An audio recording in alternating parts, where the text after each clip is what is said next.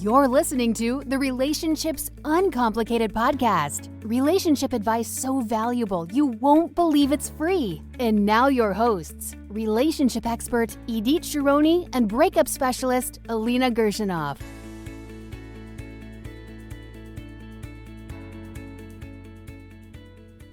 Hi there, welcome to episode 1. I'm Idit Shironi and I'm here with my co-host Alina Gershinoff. Hi everyone, we have a great show planned for you today. As you know, Idit's a relationship expert and today we'll hear more from her point of view. Today's topic is your relationship worth saving? We basically split up the episode for easy listening into 3 parts. The first is the symptoms and potential scenarios that you're currently experiencing in your relationship. The second is Idit's going to share the key components that she looks for in relationships. And the third is we're going to reveal the signs that tell you your relationship is worth saving. Yeah, so let's go into it, right? Okay, so what are the symptoms that couples experience that kind of make them start doubting their relationship? Is it worth saving? Are we ever going to be able to save it? Usually what I notice is that there is a repeated situation that continues happening. So it's not this one argument that you've had here and then another one in 3 months. It's more of a repeated and it becomes a pattern. It can be a pattern of arguing or even fighting where you find yourself in a conflict constantly. Plus, you find yourself in a conflict that is almost unresolvable. You basically end where you started. There is no resolution. There's no way out. Exactly. There's no resolution. So this is one thing that I'm noticing that starts happening too often where couples start doubting what is going on here. Another pattern is a pattern of avoidance where when you start having those arguments or conflicts, you start avoiding certain topics. You start being very careful in what you say and how you say, and a lot of people call it walking on eggshells. Oh yes, we hear that a lot. Right? Or this pattern of you start fighting or you start the argument and then one of you start stonewalling, basically not being there for the rest of the argument and not coming back to it. Physically present, excuse me, they're physically present, but mentally they have just checked out. Exactly. Like totally not present. Right, and they usually will tell you, I'm not talking about it, or you can talk to the wall, or whatever it is. This is one thing. Another thing is loss of what you used to have before, loss of desire, loss of passion, and sometimes even loss of love and appreciation to the other partner. This is what I usually notice that kind of pushes people into thinking or doubting their relationship. That makes sense. If someone's constantly having the same argument, or if someone is constantly being ignored by their partner, or if they're doubting that the love is even there, then it totally makes sense to me that the thought of, is this thing even worth it at this point? You know, this type of thinking comes up. Right, so that totally makes sense. Right. And the repetition is something that I think is the key point here, where people feel like they're trying again and again and again. And this is what we talked about in the first episode when we mentioned you working hard. This is exactly what it is. You feel like you're working and bringing it up constantly, doing it right, and trying to fix it in the same way or even in a more advanced way, but nothing helps. It's not getting better. This is what I'm noticing. Now, I would like to tell you a little bit about what I look into when couples actually make it to my office. And I think this will help clarify, the topic that we're talking about, is this relationship worth saving? When couples show up in my office, we usually have an intake session where I look for certain things and I will ask the couple certain things. It's not in the order that I'm going to tell you right now because I have a different look at it. It's a conversation that we have. But these are some of the things that I really pay attention to. So would you say that these are pretty much key points? Absolutely, yes. Okay. So first of all, I think I want to know, what do people want? And sometimes, well, the fact that you're in my office says something about what you want, but sometimes People will say that they want to save the relationship, but then when we continue to talk, I might notice that one of them wants it more than the other, one of them is more checked out, or sometimes I will see a real commitment. So I really want to know what you want. It's so important. It's a key ingredient in this whole thing. And when you say you're speaking about both of the people that are in your office.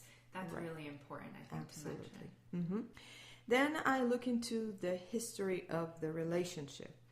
How did you meet?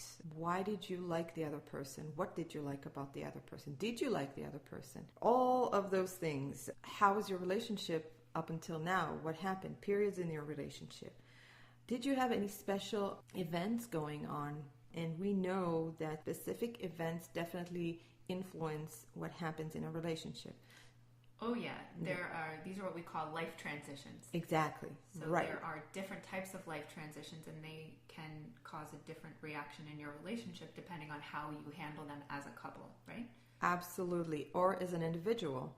So it can be a loss of a loved one. It can be a first child or a childbirth. It can be financial stress. And it can be infidelity, and so on and so forth. These can absolutely be traumatic to a relationship, and how you handle them as an individual and as a couple will absolutely influence your relationship. For sure. Yeah. I also look at the length of the relationship. There's definitely a difference between a 15-year marriage and a 9-month, marriage or relationship. So how do you see the difference between the length of the relationship influencing your approach that you take with the couple? Well, first of all, the obvious, when you are in a 9-month relationship or year or whatever, I don't expect you to really know each other well enough. So I'm probably going to put more stress into building the friendship, building the relationship, the other components of the relationship. And I'm going to probably assume that you're experiencing what you're experiencing probably because there's more work that's needed on the other parts of the relationship. Whereas in 15-year relationships, I'm going to assume you probably know each other well enough, and I'm going to look for other things, or maybe what have you done up until now that wasn't working, or did you have good periods in your marriage that things were working for you. So the next thing that I'm looking at is friendship. And this is really inspired by Doctors John and Julie Gottman from the Gottman Institute. I have been trained by Doctors Gottman, and one of the things that they stress is that there are certain things that are the basics of every relationship, and how you function with those, what they call the sound relationship house theory. How you function on each level of this house is basically what is going to determine the level of your relationship. It's going to determine how well you do in a relationship. So for those of you who don't know who Doctors John and Julie Gottman are, they are like pioneers in the couples world. And they really have done incredible work. They have studied couples. They have this one longitudinal study where they have studied several couples for 30 years. Right. And we are going to link to their website on the show notes, but basically it's Gottman.com. Very easy, double T. And there is actually a wealth of knowledge over there for people. You can read what they say, and we really, really recommend looking into their work. One of the things that they put as a basis of every relationship is the friendship. And I'm not going to go into all the research that's around it, but basically what I look to see in a couple when I look at their friendship, I want to know how well they know each other's world. What is the level of fondness that they have towards each other? Do they admire each other?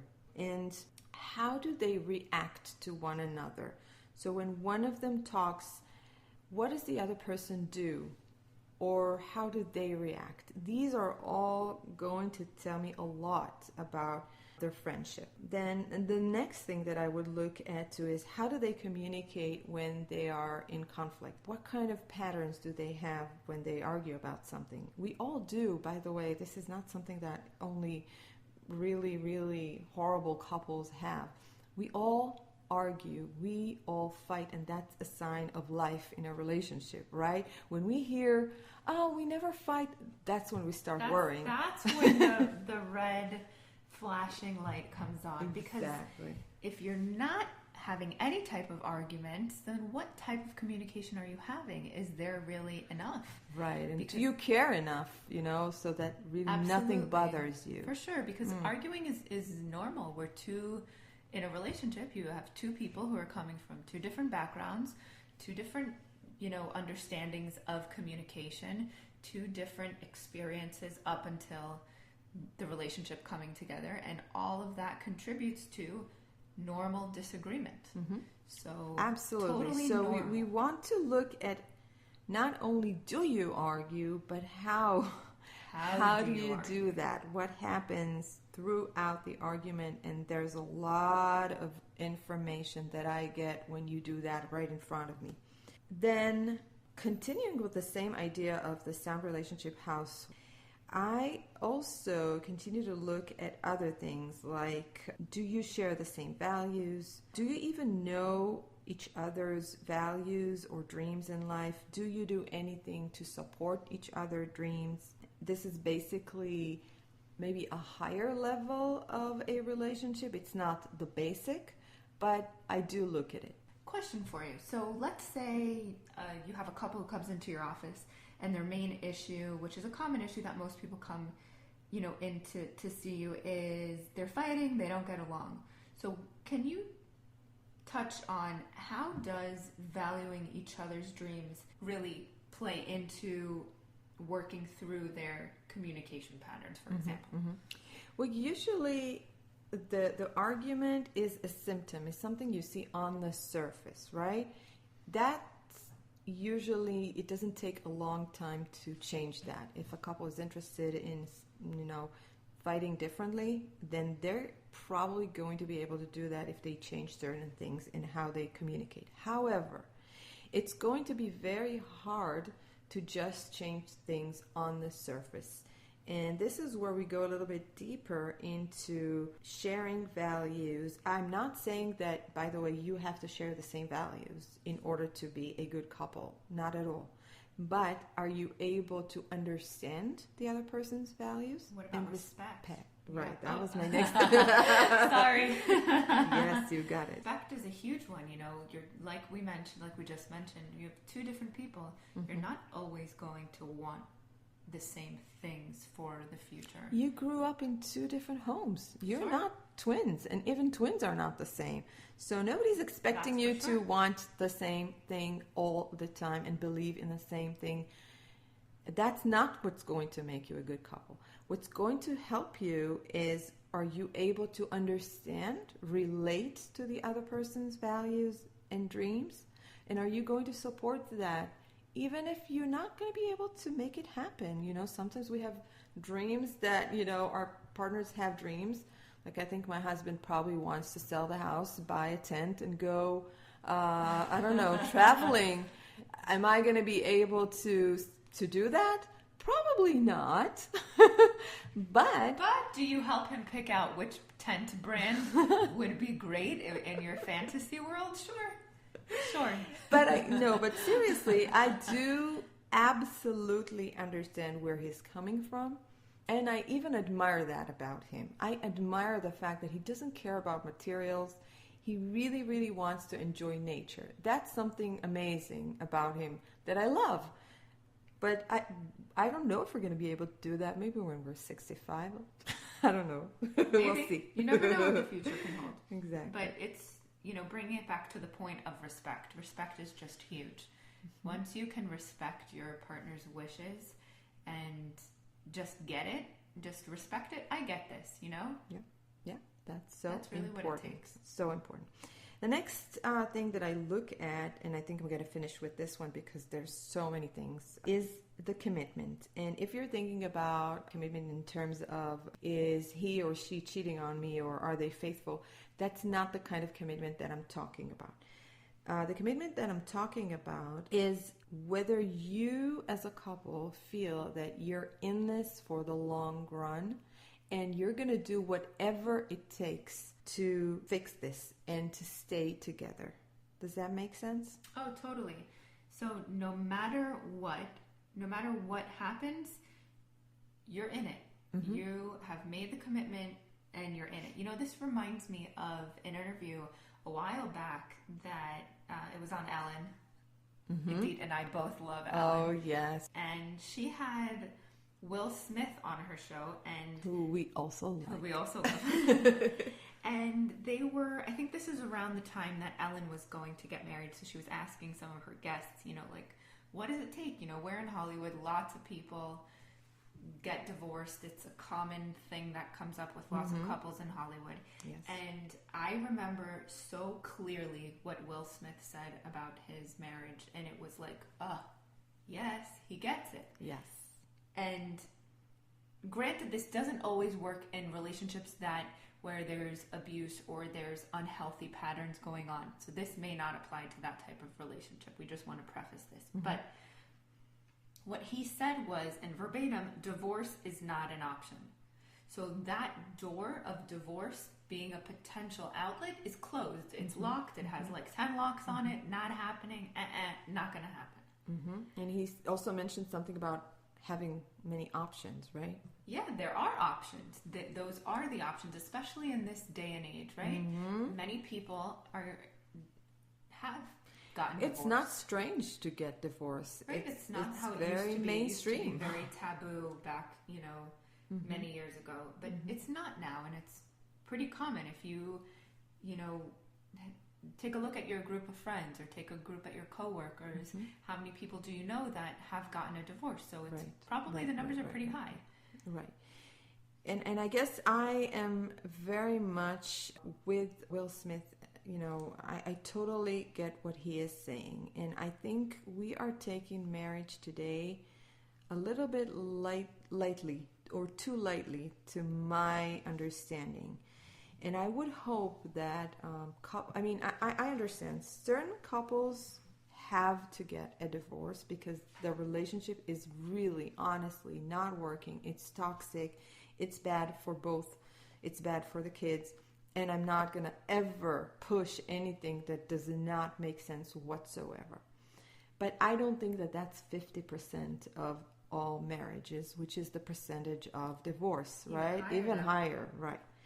So I think that we're a little bit, we push the trigger too fast sometimes. And I would hope that more people will think like Will Smith.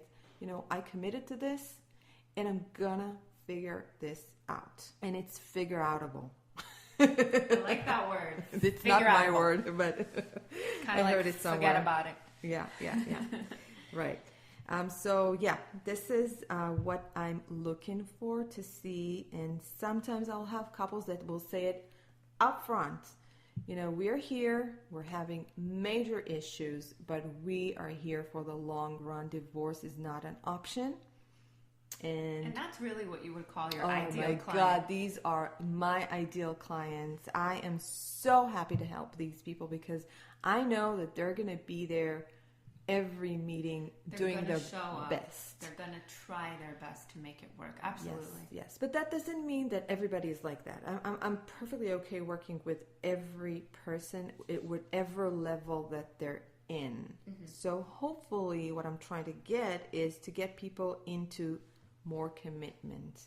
You have to be in a very comfortable place in your relationship to have that commitment. But I don't want to get too much into it. We're going to have a lot more episodes talking about all of this, right? Oh, yeah. All right. So this is the part that you guys are waiting for because I'm going to reveal signs to look for in your own relationship. So this is for you, person who is having difficulties in the relationship. not sure if this relationship is worth saving or has what it takes.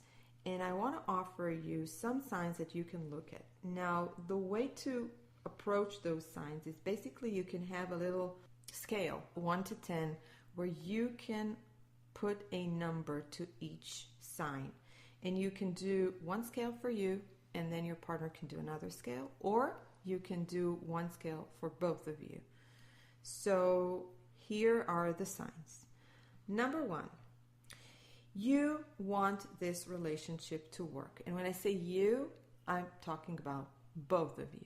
So to what level do you really care for this relationship to improve and for things to get better? It may be because there are other people depending on this relationship, like children, or because it is really, really important for you because you really love the person that is with you and you want to make things better. And it's not one or the other, and one is not more important than the other. But I would definitely pay attention to, what is going to be the result of you not figuring this out and you having to divorce or split up. How is that going to influence others, if it's going to influence others? So a lot of people, they will work harder because there are children involved. I don't want you to stay in a relationship just because there are children, but I want you to absolutely take another look, or another 2 or 3 or 4 looks before you make any decision if there are children involved. Absolutely. Does that make sense? Oh yeah, it makes complete sense. So you're not saying, all right, if you've got kids, that's got to be your sole reason for making this thing work. Mm-hmm. Not Right. necessarily. However, if you are in this type of limbo situation and you do have children, then that's definitely an important aspect of this decision-making process, is to take them into consideration and see how not only this is affecting your relationship, but how this is really affecting your children. Right. Another way of looking at it is, how desperate are you for this relationship to work? Right, so going back to that scale, so 0 is like, 0. 0 is 0. Yes, like I don't care at all if it works or if it doesn't work. I'm going to be fine. Goodbye. And 10 is, I'm really desperate for this to work. It has to work. No other choice. Right. This is working. We want you to be closer to 10, but it's not up to us. Couldn't have said it better myself. Okay, so sign number 2. It used to be great between the two of you. And when I say it used to be great between the two of you, a few things. Well, you had a period that things were good, great, wonderful. And that tells me that you have the ability to be happy together. But that also tells me that something happened to that. And I want to know, or for you guys to know, that if you had that period where you were good together, then there's a big chance that you can do it again. You can hold on to those moments and learn from them and basically just restart them, right? Yes, that makes a lot of sense. A lot of times when we're working with someone, we focus on, or the person in front of us, our client, focuses on all the bad things, all the fights, all the arguments, all the negative stuff that's happened. And very rarely do we have the conversation of, or very rarely does the topic of when things were great, does that topic really come up? So right. And we want you to know that you can really recreate success. If you've had success in the past, then you'll be able to recreate it. I'm not saying it's going to just, you're going to have to do the same things, or maybe you will, but you can recreate it. And in the beginning of the relationship, we invest so much energy into the relationship, admiring certain characteristics while downplaying the ones we don't really like. Oh yes. think back to that time, just right now, wherever you are, whatever you're doing, think back to when you were first dating. How different was the effort, the level of effort on both ends? Yeah. Chances are it was pretty different, because that's the normal course of a relationship. Right. So we don't expect that in the long run, you'll be able to be just like you were in the beginning. But what if you could invest 10%? What if you could really invest 10% of this initial energy into your relationship right now? I mean, just think about that. You're asking for 10%.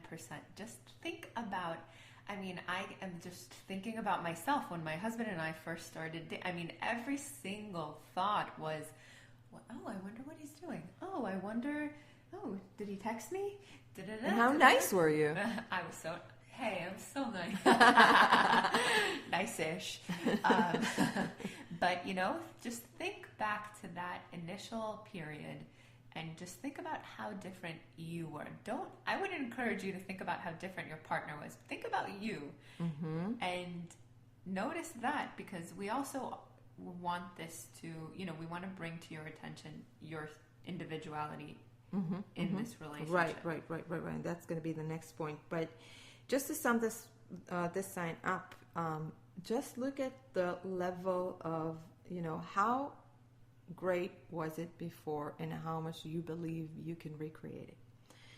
And going on to the next sign, are you able to maintain a sense of individuality? And what I mean by that is I have a lot of people coming in or talking to me, or, you know, it's not just me. I think all around you can hear this saying, my other half. Oh, yeah, it's a very common one. Right? And it sounds so nice, but when you actually look into it, it gives me the chills every time I hear that. I don't like this sentence because it makes me feel like you're half of a person in a relationship, which I think is detrimental to a relationship. Really, you're not a half of a person, and you should be able to maintain your individuality as a whole person. So you want to be able to make yourself happy, to do things that make you happy or support yourself as a person.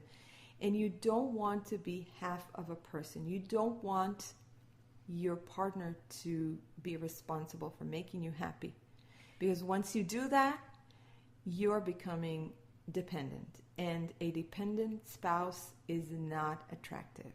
That's really a lot of pressure to put on someone, to ask your partner to provide you with, you know, love, with security, with entertainment, with, you know, all of these other things. And we do that. And Esther Perel, who is another wonderful, amazing couple therapist, says that today in our, you know, the new marriage that we kind of created, we basically ask from one person, we ask so many things. We want you to be our lover. We want you to be the best father to our kids. We want you to be the provider. We want you to be the best friend. That's not possible, you guys. And that's not fair to put on one person. So you want to maintain that for yourself.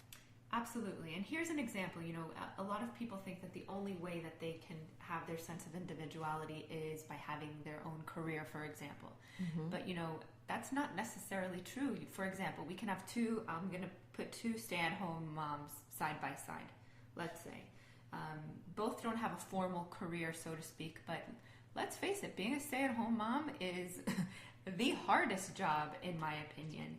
You have so much responsibility. You have to do so many things. And let's say we have two stay-at-home moms right here, right? One of them is providing for her family in terms of cooking and cleaning and doing all of these things, and she's just waiting at home for her children to come home, or she's waiting for her husband to come home so she can have that friendship or that relationship, and she's craving that interaction. That's one type of example, let's say. Then we have another one who is doing all of the things for her family, but she's also doing what she needs for herself. Let's say she joins a book club, or she's volunteering, or maybe she's going to exercise classes and just, you know, getting involved in right, and doing that in order to maintain herself as a happy person. Absolutely. She finds things that make her happy. Stay-at-home mom or stay-at-home dads, doesn't matter. you want to be able, and also the opposite example, you can have a job and not maintain, Absolutely. a sense of individuality. Correct. So it's not just about, it's a great way to do that if you're working and you're doing something you love and you feel like you're contributing and whatever. If it's fulfilling for you. Right. Then exactly. Yes. But the idea is, are you able to feel that you do at least certain things that make you happy, that make you who you are, or to what level are you dependent on your spouse to make you happy? So, and to define who you are. Exactly. And we tend to not really be attracted to people who are dependent and need us. It's just in our nature. Okay, so going on to the last sign I'm going to share with you today, which is the level that you are ready for change. And I think I spoke about it a little bit before, but I'm going to say a few more words about it. So basically, if you are ready for a new relationship with the same partner, then you are ready for change. That means that on a scale of 1 to 10, to what extent are you ready to have a different relationship with the same person? Emphasis on the same person. Right, because you can be ready for a new relationship with another person, and that means that you're probably not going to want to maintain the one you have right now. So, to what extent are you ready to have that relationship with another person? And that should give you some kind of a look into the future, thinking, what if in a couple of months we'll be able to have a happy relationship? Will I be happy with the same person? This is kind of how to look at it. Now, these were 4 signs that I shared with you today, but there are more signs. And if you want the complete list of signs and what they mean, then you are welcome to download my free couples guide, 7 Signs Your Relationship is Worth Saving. You can get it at edithsharoni.com/001. We'll also add that link to the show notes for you. Yes, absolutely. Okay, we need to wrap up. Oh, yeah. So we really hope you enjoyed this first official episode of Relationships Uncomplicated. And again, we really just want to say thank you. Thanks for tuning in. We're so grateful for you taking the time out of your busy, busy day to listen to us. And it really means a lot.